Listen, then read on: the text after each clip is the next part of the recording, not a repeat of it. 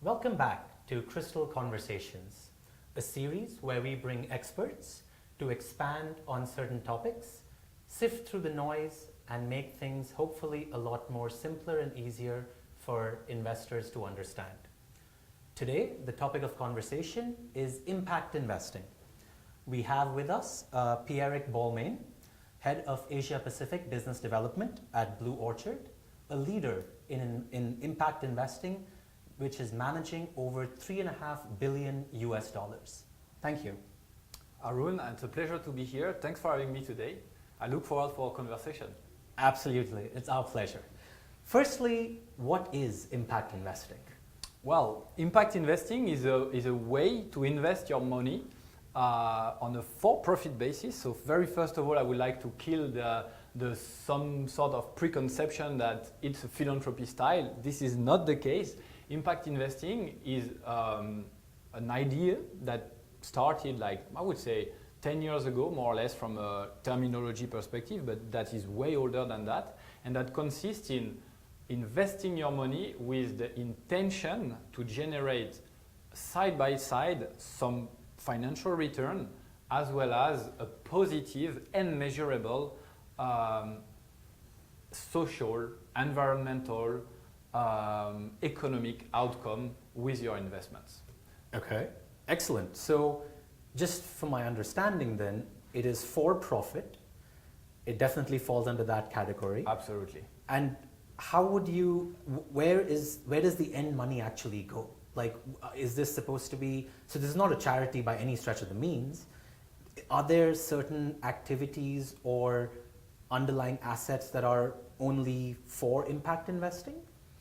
I would say that that's where, of course, the definition of impact investing could be a bit blurry, because today, what is impact, what is not fully set in stone, because right. It's something very new. But what I can give you is a few examples of sectors that are for sure classified as impact investing. Okay. So first of all, I would relate to the one of Blue Orchard, which is also probably one of the oldest asset class in the impact investment space. This is microfinance. So financing microfinance institutions in emerging markets okay. are pretty much a simple, efficient, well-known and well-structured way to access impact investing. The other aspect is also all the private equity side. Could be for corporates, could be also for other financial type of companies, but the private equity side in general, and also now more and more the infrastructure and energy side. So if I were to summarize, I would say that one of the key characteristics of impact investing, it's a tendency, but it's not fully exclusive, it's a tendency to touch private assets instead of fully listed assets. Because as I mentioned in the so-called definition, there is intentionality, and there is also one other key element which we call additionality. And of course, to take a clear example, when you invest in a large cap US equity secondary trade, like you buy in a company Microsoft or Google or that has been in the market for 10, 20, 50 years, sure. Maybe 100 years, you don't really bring additionality unless you participate to an equity raise. But of course, you would be just on the secondary market. Whereas most of the impact investments today are bringing additionality in the sense that if your money didn't go to the vehicle, call it like fund, structure, strategy, whatever is the actual vehicle, the impact would not have taken place because there would not have been financing. But the impact so would KKR or some other like large private equity company, could you think of them as impact investors also? I have to say yes, and that's what we are seeing in the market. And today, those big players, they are pretty much all turning into the space of impact investing. And I have to say that players like KKR, TPG, you name it, because they are private assets manager, right. have this legitimacy to be an impact investor because they bring additionality. Then, of course, there is a big question beyond additionality: is where do you put the stop on what is called? Where do you draw the line? Exactly. Yes. Where do you draw the line? What is impact investing? And there is something the players like us, we are very careful of, because we are one of the incumbents in the market, Right. is what we call impact washing, of course. Right. So we are very careful on this, that those big players, but could be also small players wanting to start something in the field, is not fulfilling the mission. That would be bad, because it would be a detractor from the industry that we contributed to create, and where we have, I hope, pushed the standard pretty high. And it's amazing. Like, I always thought impact investing was a little bit more of a niche area, but now Schroders has come into this, and you guys have just been acquired by them. What's the background? You think this is the first sign for impact investing to go really mainstream, when you have a multi-billion, trillion-dollar gorilla coming into this space? I think you're spot on the sign and the signaling effect of such transaction on the market. So as you mentioned, definitely Schroders took a majority stake onto us. And for us, this is really revealing the fact that impact investment is getting mainstream, for sure. Right. For sure. So just give us a little bit of the lay of the land, right? We said the comparison between like traditional private equity shops versus Blue Orchard. Where do you see competition in this space? Do like existing financial establishments like banks, do they have an impact loaning arm under their wing? Is there any tax benefits to that? Or what's the lay of the land in terms of competition? I would say that when it comes to the specialized strategies, the one we are working on at Blue Orchard, like mostly microfinance, private equity, infrastructures. And just, sorry to interrupt, but do you have like individual funds for each of those? Absolutely.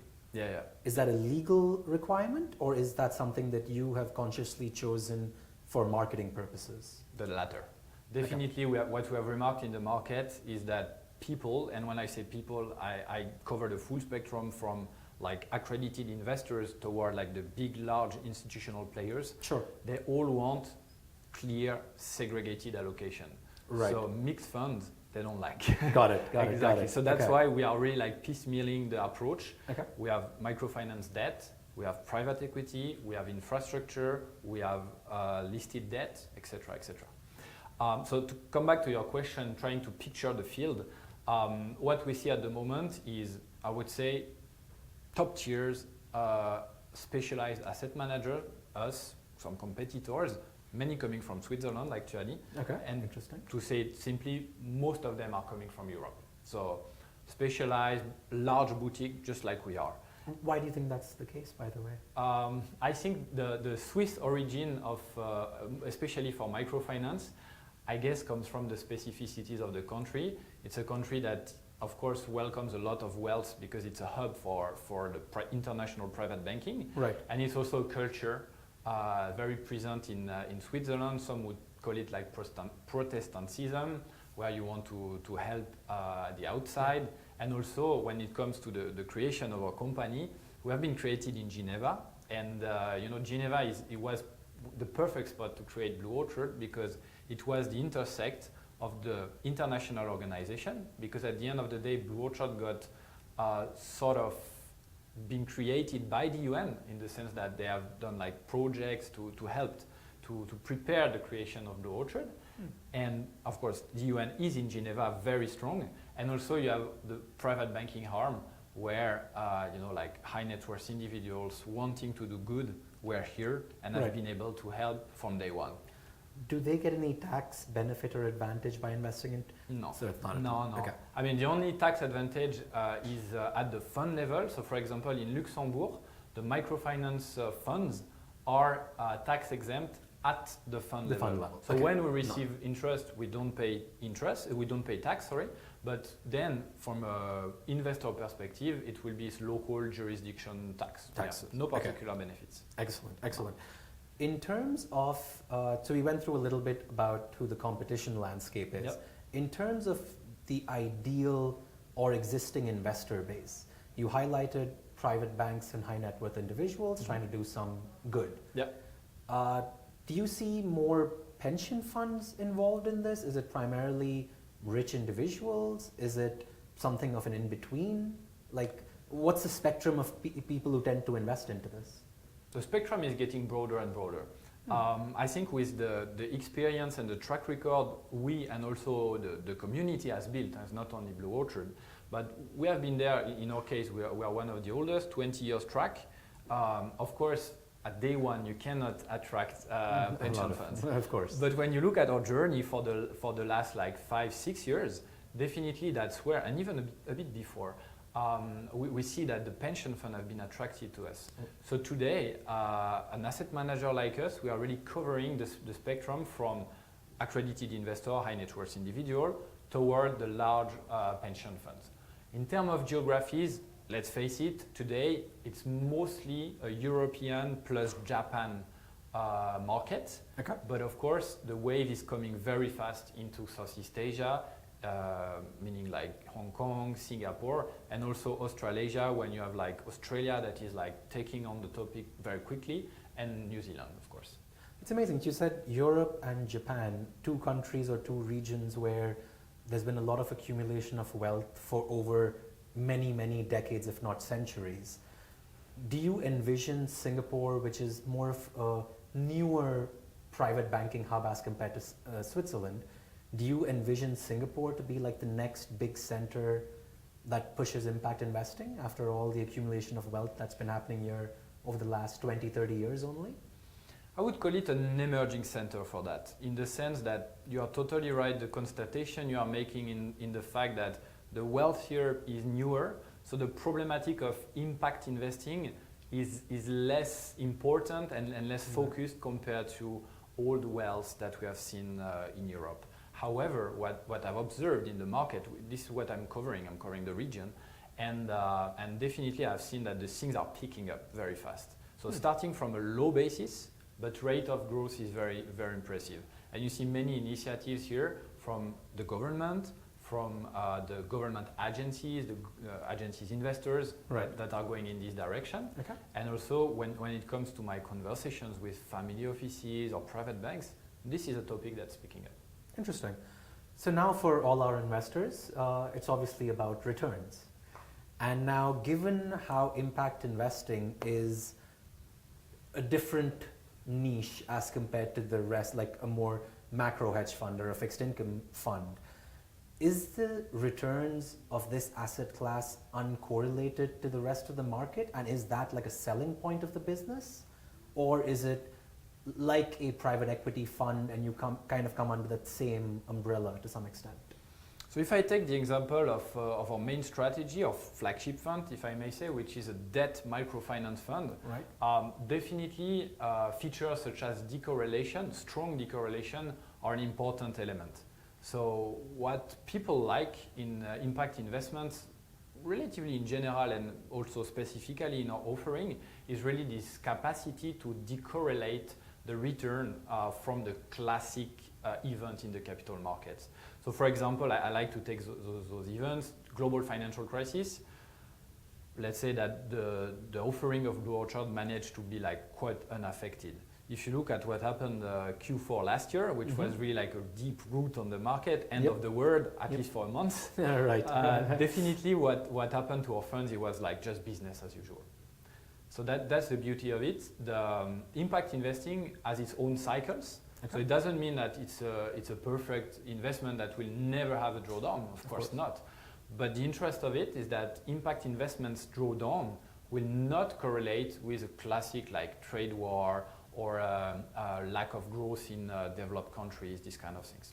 So you mentioned that Blue Orchard itself has like 3 or 4 different verticals: debt microfinancing, private equity. What are the rough ranges of returns, I'd like to say? Like, what can someone traditionally expect in impact investing? Are we talking about like anywhere from 2% to 20% per annum, or is it a little bit more narrowed down? I would say it highly depends on the asset class. The goal of our house, and I think it's quite the same in the impact industry, when I talk about like established large boutique like us, is really we have chosen to deliver a return that is at market level, if not better, when possible, on a risk-adjusted basis. So for example, on the PE side, definitely we are aiming from what you could have in mind for general PE market. Sure. On the debt side, same again. We are aiming for delivering returns that are like comparable to similar debt offering. Yeah. Okay, so investors can basically come to a large boutique manager such as yourself, try and pick and choose which rough vertical they want to be willing to take some certain risk in, and hence you'll get the corresponding returns. Absolutely. The full wide spectrum exists in the market. Yeah, absolutely. As long as they are eligible to the investment, because of course it could be some size issues, etc. Yes, the approach of an investor could be, okay, I want to have an allocation to impact investing, but I am more like inclined into doing private equity. Yes, there is an offering in the private equity space. Conversely, I have some clients that are much more conservative and they are more into debt, and Sure. then they would really be attracted by our debt offering. Now, you guys being one of the largest in this impact investing space are obviously doing something very right, I would like to say. Hopefully. How do you guys go about thinking about strategies? Like, can you give us a little bit more insight into the brains of the organization?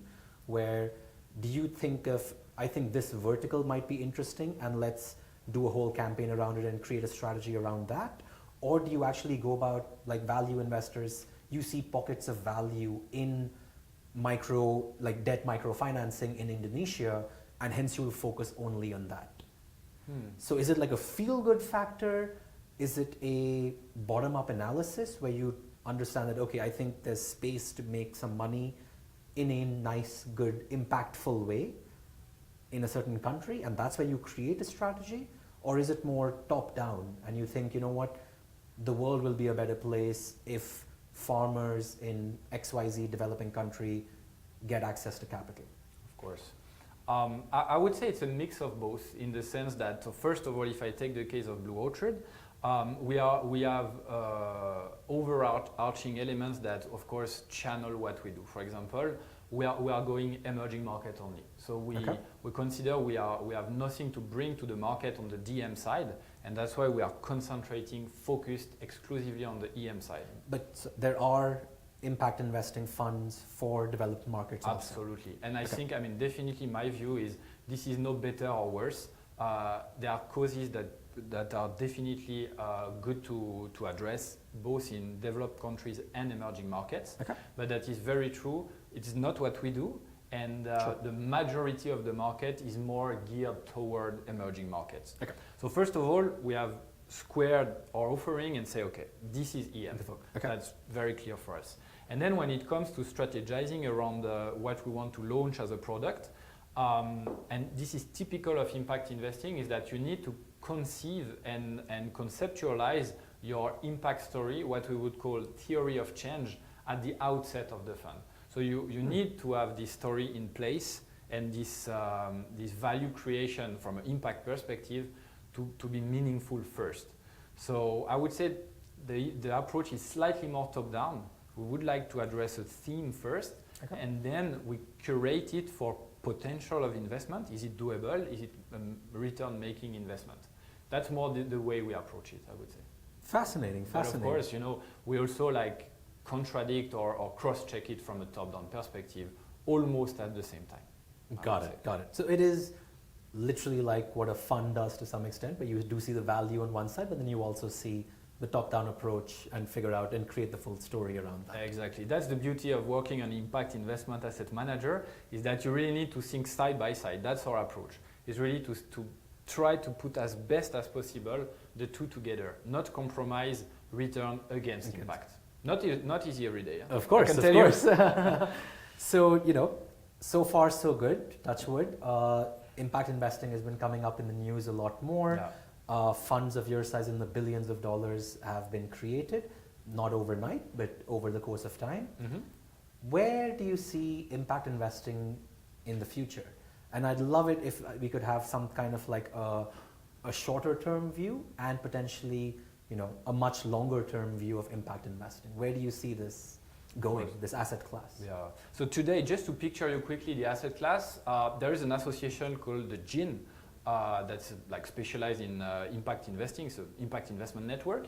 And for 2018, the AUM, the asset under management that are associated and classified impact, is roughly 500 billion. So that's quite a sizable number, 500 bills. And the rate of growth has been amazing for the last few years, essentially more or less doubling every year for the last 4 years. So it means we are close to the $1 trillion. So I don't know if the trillion will be crossed in 2019, but certainly 2020 for sure. So of course, it means money is flowing to the market. Right. It will become more and more mainstream. Today, if I remember well, impact investments are roughly speaking 1% of the total assets managed in the world. Sure. So the market share will definitely grow, and it is going, of course, in the right direction of addressing something very important, which is called the SDGs, the Social Development Goals, that have been set forth by the UN in order to say it simply, try to make the world a better place. Right. And definitely more money coming to those SDGs alignments via impact investments.